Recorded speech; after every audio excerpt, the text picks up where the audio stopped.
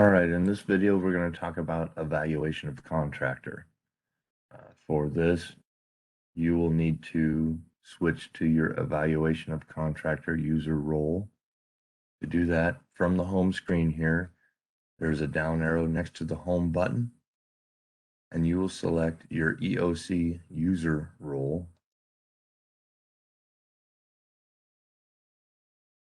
And from this screen, there's not much you can do other than evaluation of contractors. So we've got our evaluation contractor overview section here. We will search for our contract. Once you do that, you will see an entry for every contractor that is assigned to this particular contract. So we will choose the contractor we want to create an evaluation for. In this instance, I'm going to do it for watts. And on the right side over here on my row action button, I will click that and I can do an add. One thing to note is that you can only have one evaluation per contractor.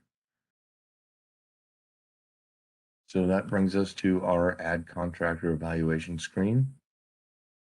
We want to set the start date for the first day that they showed up on site to work on this particular contract.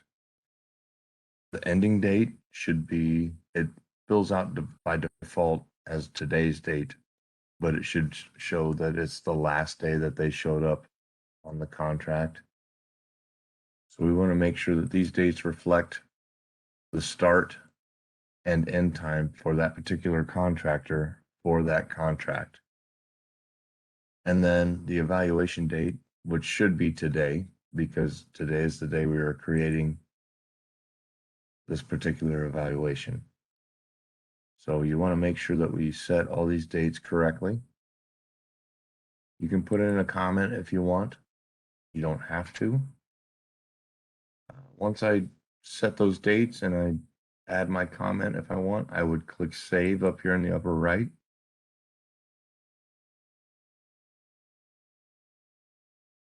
And once that finishes processing, you should see a successfully saved message at the top.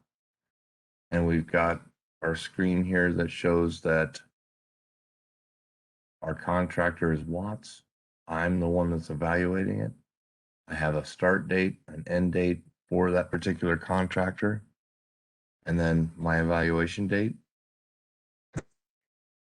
I can see that my status is at draft because I just created this particular evaluation.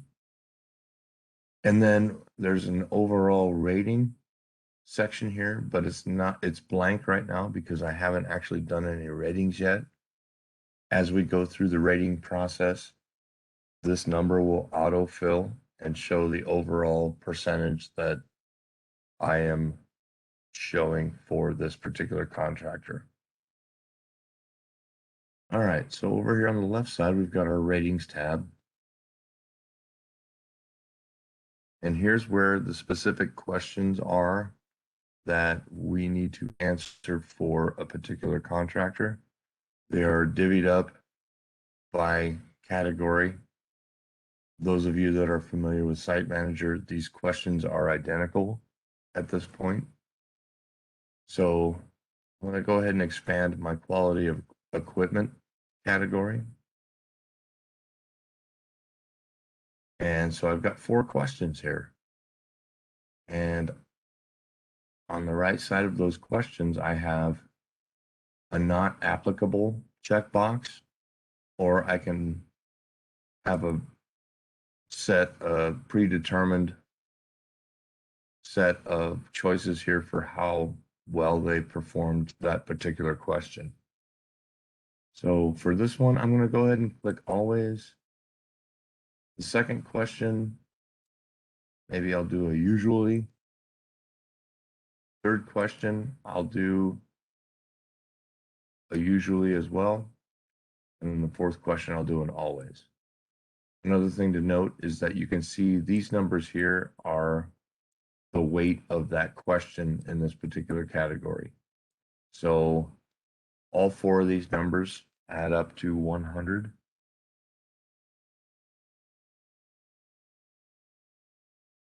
So this question has more weight than this question.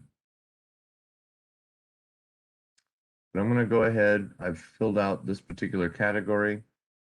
I'm going to go ahead and save this.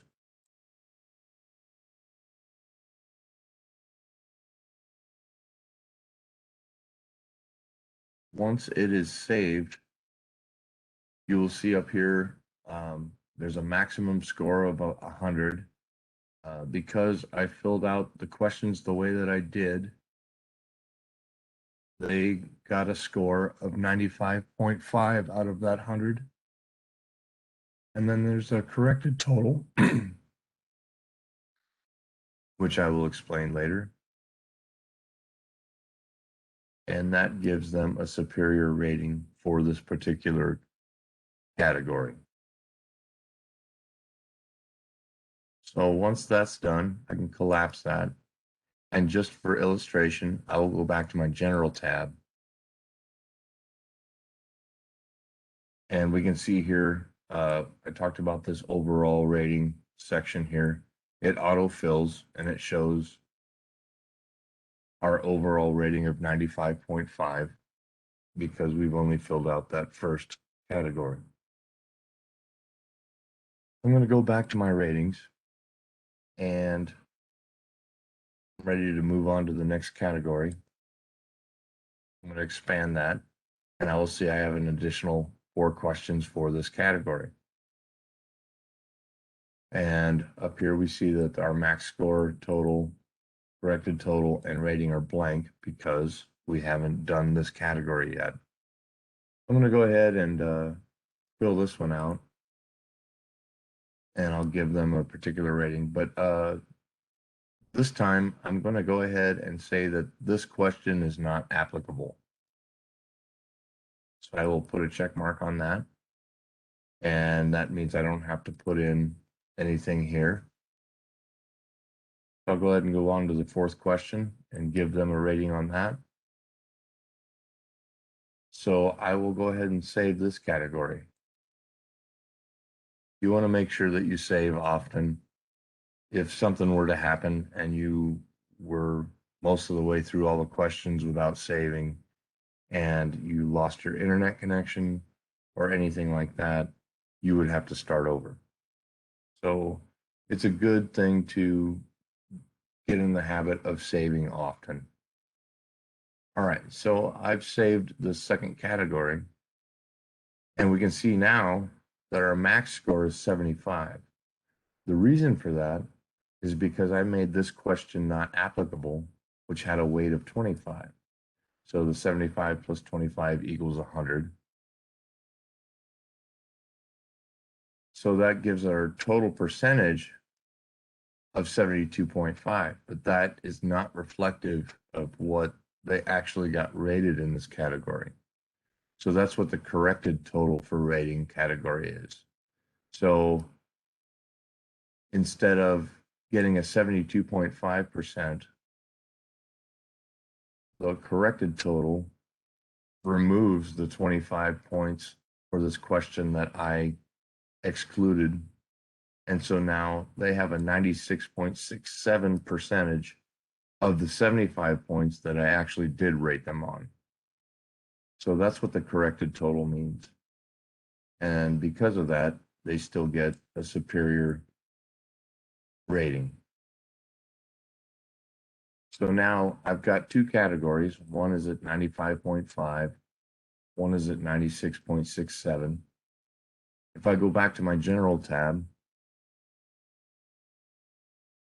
I can see that 95.5 plus 96 or the average of those two give me a overall rating of 96.08.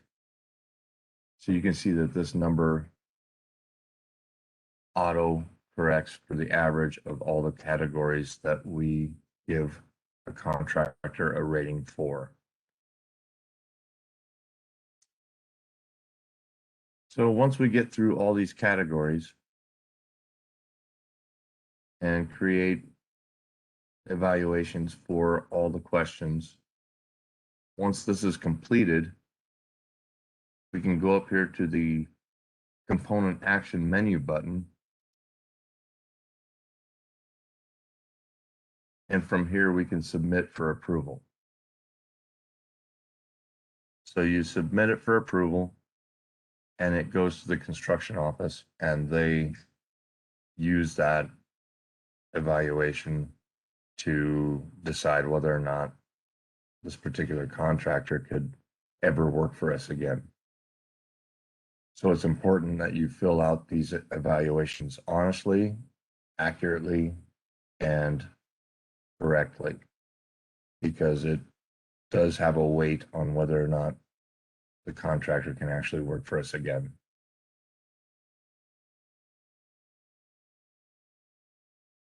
If you need further assistance or guidance, we have our phone number and our email address here at the top of the home screen. You can contact us at any time, and we are happy to help you out.